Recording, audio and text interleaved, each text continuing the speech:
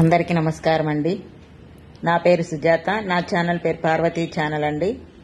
శ్రీమద్ భగవద్గీత 2వ అధ్యాయం సాంఖ్యయోగము తాత్పర్యము మాత్రమేనండి. సంజయుడు దయామయుడైన అర్జునుడు కన్నీరు కారుస్తుండగా శ్రీకృష్ణ పరమాత్మ ఇలా అన్నాడు: అర్జున, ఈ సంక్లిష్ట సమయంలో ఆర్యధర్మం విరుద్ధము, అపకీర్తిదాయకము, నరకప్రాప్తి హేతువు అయిన ఈ పాడుబుద్ధి నీకెందుకు పుట్టింది? నపుంసకుడిలాగా అధైర్య పొందకు. ఇది నీకు పనికిరాదు. మనోదౌర్బల్యం నీచం. దాన్ని విడిచిపెట్టు. నీవు శత్రుమర్దనుడు కదా, యుద్ధము ప్రారంభించు. అర్జునుడు: మధుసూదన, పూజార్హులైన భీష్మ ద్రోణాదులను బాణాలతో నేనెలా కొట్టగలను? మహానుభావులైన గురువులను చంపడం శ్రేయస్కరం కాదు. వారిని సంహరించి రక్తాసక్తులైన రాజభోగాలు అనుభవించటం కంటే బిచ్చమెత్తుకోవడం మేలు. యుద్ధం చేయటం మంచిదో కాదో తెలియడం లేదు. మనం జయిస్తామో వారు జయిస్తారో చెప్పలేము. ఎవరిని చంపితే మనకు జీవితం మీద విరక్తి కలుగుతుందో ఆ దార్తారాష్ట్రాదులే ఎదురుగా ఉన్నారు. గురువులు బంధువులు అనే మరో మమకార దోషం వల్ల నా బుద్ధి నశించింది. మంచేదో చెడేదో తెలియడం లేదు. శిష్యుడిగా నిన్ను ఆశ్రయించి నాకు ఏది శ్రేయో మార్గమో దాన్ని ఆదేశించు. లోకాధిపత్యం లభించిన, స్వర్గాధిపత్యం సిద్ధించిన శోకం తగ్గుతుందనుకోను. సంజయుడు అర్జునుడు శ్రీకృష్ణుడితో అలా చెప్పి యుద్ధం చేయనని ఊరుకున్నాడు. 2 సేనల మధ్య విషాదావసుడైన అర్జున్ని చూసి శ్రీకృష్ణ పరమాత్ముడు పరిహాసంగా ఇలా అన్నాడు: అర్జున, దుఃఖించనవసరం లేని వాళ్ల కోసం దుఃఖిస్తున్నావు. పైగా మహావివేకిలా మాట్లాడుతున్నావు. చచ్చిపోయిన వాళ్ళు గురించి కాని బతికున్న వాళ్ల గురించి కాని వివేకులు శోకించరు. నీవు నేను వీళ్ళంతా గతంలోనూ ఉన్నాము, భవిష్యత్తులో కూడా ఉంటాము. జీవుడికి ఈ శరీరంలో కౌమారము, యవ్వనము, వార్ధక్యము వచ్చినట్లే మరణానంతరం మరో శరీరం వస్తుంది. ఇందుకు ధీరుడు దుఃఖించడు. కుంతిపుత్ర, విషయాలకు వశమైన ఇంద్రియాల వల్ల శీతోష్ణాది గుణాలు సుఖదుఖాలు కలుగుతుంటాయి. కోరికలకు ఇంద్రియాలకు కలయిక అశాశ్వతం కనుక ఓ భరతవీర, ఆ బాధలను సహించు. పురుషవర్య, శీతోష్ణ సుఖదుఖాలు ఎవడిని బాధించవో అలాంటి ధీరుడే ముక్తికి అర్హుడు. లేనిది ఎప్పటికీ ఉండదు, ఉన్నది ఎప్పటికీ లేకపోదు. ఈ రెండిటి నిర్ణయం తత్వజ్ఞులకే తెలుస్తుంది. ఈ విశ్వమంతటా వ్యాపించి ఉన్న ఆత్మవస్తువు నాశనం లేనిది. దానినెవరూ అంతం చేయలేరు. నాశనం లేని ఆత్మ ఈ శరీరాలు శాశ్వతాలు కావు. ఆత్మ ఒక్కటే నిత్యం కనుక ఓ భరతవీర, యుద్ధము మొదలుపెట్టు. ఈ ఆత్మ చంపుతుందని కాని చంపబడుతుందని కాని భావించే వాళ్ళిద్దరూ అజ్ఞానులే. ఆత్మ చంపేది కాని చచ్చేది కాని కాదు. ఆత్మకు పుట్టడం చావడం అనేవి లేవు. అది ఒకప్పుడు ఉండి మరొకప్పుడు లేకపోవడం జరగదు. జన్మరహితము, శాశ్వతము, అనాది సిద్ధము అయిన ఆత్మ నిత్యము. అందువల్ల శరీరాన్ని నాశనం చేసిన అందులో ఆత్మ మాత్రం చావదు. పార్థ, ఆత్మ నాశరహితమని, చావు పుట్టకలు లేనిదని, శాశ్వతమైనదని తెలుసుకున్నవాడు ఎవరినైనా ఎలా చంపుతాడు, ఎలా చంపిస్తాడు? మానవుడు చినిగిపోయిన పాత బట్టలు విడిచిపెట్టేసి కొత్త బట్టలు వేసుకున్నట్లే ఆత్మ కృశించిన శరీరాలను వదిలి కొత్త దేహాలు పొందుతున్నది.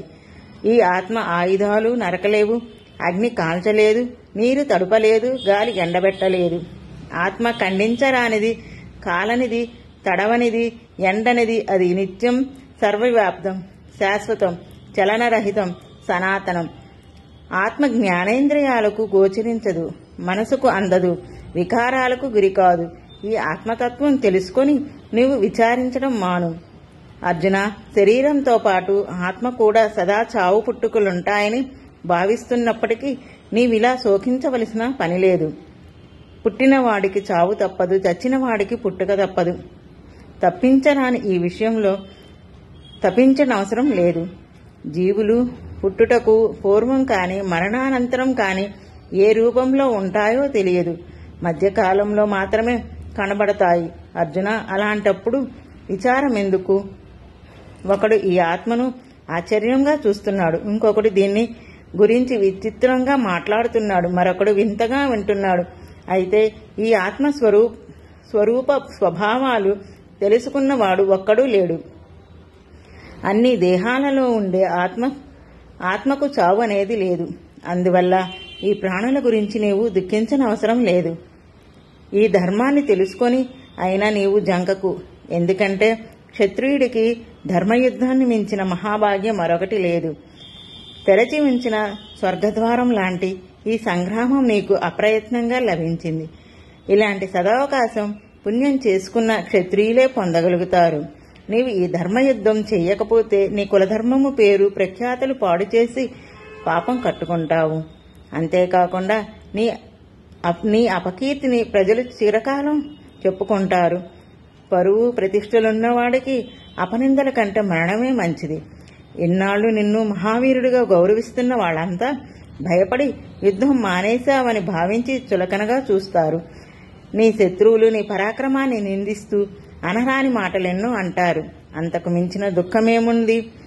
అర్జున, ధర్మయుద్ధంలో మరణిస్తే స్వర్గం పొందుతావు, శత్రువులను జయిస్తే రాజభోగాలు అనుభవిస్తావు. అందువల్ల కృతనిశ్చయంతో యుద్ధానికి నడుం బిగించు. సుఖదుఖాలు, లాభనష్టాలు, జయాపజయాలు సమానంగా భావించి సమరం సాగించు. అప్పుడు నీకు పాపం కలగదు. పార్థ, ఇంతవరకు నీకు సాంఖ్యమతానుసారం ఆత్మతత్వం గురించి చెప్పాను. ఇక సంసార బంధం వదులుకోవడానికి సాధనమైన నిష్కామ కర్మయోగం గురించి చెబుతాను విను. ఈ కర్మయోగం ప్రారంభించి పూర్తి చేయలేకపోయినా వృధా పోదు, దోషం లేదు.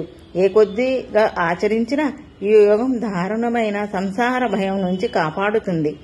కురునందన, నిశ్చలయాత్మకమైన బుద్ధి ఒకే విధంగా ఉంటుంది. స్థిర సంకల్పం లేని వాళ్ళు ఆలోచనలు పరిపరి విధాలు పరిగెడతాయి. పార్థ, అవివేకులు, అర్ధవాదాల పట్ల ఆసక్తి కలవాళ్లు, స్వర్గ సుఖాలకు మించి మరొకటి లేదు అని భావించేవాళ్లు వేదవాక్యాలు పలుకుతుంటారు.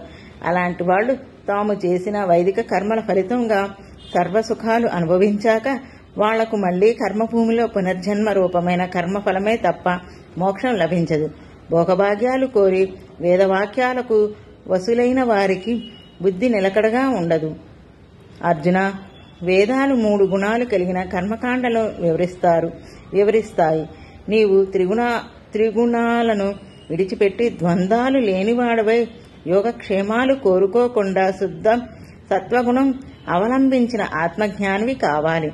నది నుంచి నీరు తెచ్చుకునేవాళ్లు నూతికి ఎలా ప్రాముఖ్యం ఇవ్వరో అలాగే బ్రహ్మజ్ఞానులు ప్రతిఫలాపేక్షతో కూడిన వేదకర్మలకు ప్రాధాన్యం ఇవ్వరు. కర్మలు చేయడం వరకే నీ అధికారం, కర్మఫలంతో నీకు సంబంధం లేదు. కనుక ప్రతిఫలం ఆశించి కర్మలు చేయకు. అలా అని కర్మలు మానేయడానికి చూడకు. ఫలం దక్కినా దక్కకపోయినా కర్మలు సమభావంతో సాగించు. అర్జున, ఈ సమదృష్టినే యోగమంటారు. ధనంజయ, ప్రతిఫలాపేక్షతో ఆచరించే కర్మ నిష్కామ కర్మ కంటే హీన ఫలితం ఆశించి కర్మ చేసేవాళ్లు అల్పులు. అందువల్ల నీవు సమబుద్ధిని ఆశ్రయించు.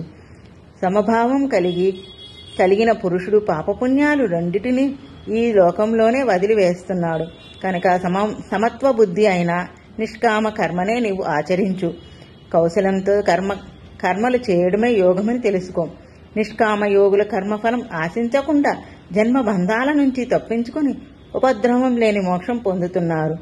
నీ బుద్ధి అజ్ఞానమనే కల్మషాన్ని అధిగమించినప్పుడు నీకు విన్న విషయాలు, వినపోయే అర్థాలు విరక్తి కలిగిస్తాయి. అర్థవాదాలు అనేకం వినడం వల్ల చలించిన నీ మనసు నిశ్చలంగా ఉన్నప్పుడు నీ ఆత్మజ్ఞానం పొందుతావు. అర్జునుడు కేశవ, సమాధి నిష్ఠ పొందిన స్థితప్రజ్ఞుడి లక్షణాలేమిటి అని ప్రసంగము ప్రవర్తన ఎలా ఉంటాయి? శ్రీకృష్ణుడు, మనస్సులోని కోరికలన్నిటినీ విడిచిపెట్టి ఎప్పుడూ ఆత్మానందమే అనుభవించేవాడు స్థితప్రజ్ఞుడు. దుఃఖాలకు కృంగనివాడు, సుఖాలకు పొంగనివాడు, భయము రాగద్వేషములు వదిలిపెట్టినవాడు అయిన మునీంద్రుడు స్థితప్రజ్ఞుడవుతాడు. స్నేహం, వ్యామోహాలు లేకుండా వ్యవహరిస్తున్న శుభాశుభాలు కలిగినప్పుడు సంతోషం, ద్వేషం పొందకుండా ఉండేవాడు స్థితప్రజ్ఞుడు. తాబేలు తన అవయవాలను లోపలికి ఎలా ముడుచుకుంటుందో అలాగే ఇంద్రియాలను సర్వ విధాల విషయ సుఖాల నుంచి మళ్లించిన వాడు స్థితప్రజ్ఞుడవుతాడు. ఆహారం తీసుకునే వాడికి ఇంద్రియాలు అణిగిపోతాయి, అయితే విషయ వాసన మాత్రం వదలదు. ఆత్మదర్శనంతో అది కూడా అడుగంటిపోతుంది. కుంతీనందన, ఆత్మ నిగ్రహం కోసం అమితంగా ప్రయత్నించే విద్వాంసుడి మనసును సైతం ఇంద్రియాలు బలవంతంగా లాగుతాయి. యోగ సాధకుడు ఇంద్రియాలన్నిటినీ వశపరుచుకొని నా మీదే మనసు ఉంచాలి. అలాంటి వాడి ప్రజ్ఞ సుస్థిరమవుతుంది.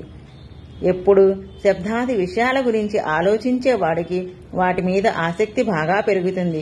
ఆసక్తి వల్ల కోరికలు పుడతాయి. కోరికలు కోపం కలుగజేస్తుంది. కోపం మూలంగా అవివేకం కలుగుతుంది. అవివేకం వల్ల మరపు వల్ల బుద్ధి నశించడం, బుద్ధి నాశనం వల్ల తానే నశించడం జరుగుతుంది. మనసును నిగ్రహించుకుని రాగద్వేషాలు లేకుండా తన అదుపాజ్ఞలలో ఉన్న ఇంద్రియాల పట్ల ఇంద్రియాల వల్ల విషయ సుఖాలు అనుభవించేవాడు మనశ్శాంతి పొందుతాడు. మనస్సు నిర్మలమైతే సమస్త దుఃఖాలు నశించిపోతాయి. మనసు నిర్మలంగా ఉన్నవాడికి ప్రజ్ఞకు చలనం లేదు.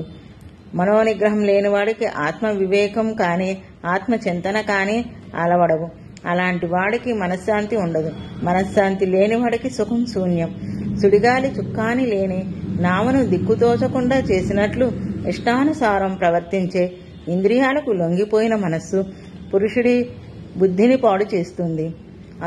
అర్జున, అందువల్ల విషయ సుఖాల వైపుకు వెళ్లకుండా ఇంద్రియాలను నిగ్రహించుకున్న వాడికి స్థిరమైన బుద్ధి కలుగుతుంది. వాడే స్థితప్రజ్ఞుడు. ఆత్మానుభూతి లేని అన్ని ప్రాణులకు రాత్రిగా తూచే సమయంలో మనోనిగ్రహం కలిగిన ముని మేలుకొని ఉంటాడు. విషయాల పట్ల ఆసక్తితో సర్వ ప్రాణులు మెలకువగా ఉన్నప్పుడు ఆత్మనిష్ట కలిగిన యోగికి రాత్రి అవుతుంది. నిరంతరం నిండుతున్నప్పటికీ చలించకుండా నిలిచిన సముద్రంలో నదీ జలాలు ఎలా ప్రవహిస్తాయో అలాగే ఎవడిలో కామాలన్నీ లీనమై అణిగిపోతాయో వాడు శాంతి పొందుతాడు. భౌతిక సుఖాలకు బానిస అయిన వాడికి మోక్షం లేదు. కోరికలన్నిటినీ విడిచిపెట్టి ఆశ, అహంకారం, మమకారం లేకుండా మెలిగేవాడు పరమశాంతి పొందుతాడు. అర్జున, ఇలా బ్రహ్మజ్ఞానం పొందిన వాడి దృష్టి విషయాల మీదకు మళ్లీ మళ్ళదు. జీవితం చివరి ఘట్టంలో అయినా అలాంటి జ్ఞానం కలిగితే మోక్షం లభిస్తుంది. ఇలా ఉపనిషత్తు, బ్రహ్మ విద్య, యోగశాస్త్ర, శ్రీకృష్ణార్జున సంవాదమైన శ్రీమద్ భగవద్గీతలోని సాంఖ్యయోగం అనే 2వ అధ్యాయ తాత్పర్యం సమాప్తం. జై శ్రీకృష్ణ.